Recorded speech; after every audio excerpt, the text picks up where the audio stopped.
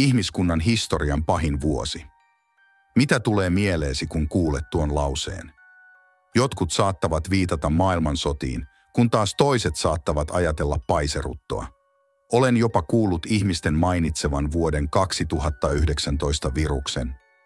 Mutta tänään me puhumme vuodesta 535 JKR, joka tunnetaan myös pimeyden vuotena. Kuvitelkaa tämä. Menet nukkumaan pitkän työpäivän jälkeen. Heräät 9 tuntia myöhemmin hyvän yöunen jälkeen. Ja huomaat, että ulkona on yhä pimeää. Kun astut ulos, näet tummaa savua kaikkialla. Siis kirjaimellisesti kaikkialla. Silloin ei ollut uutisia eikä asiantuntijoita, joten he kirjaimellisesti luulivat, että se oli maailmanloppu.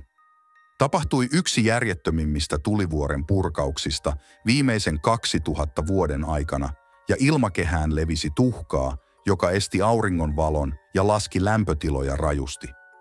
Tämä johti laajoihin sadonmenetyksiin, elintarvikepulaan ja nälänhätään, joka vei monien hengen.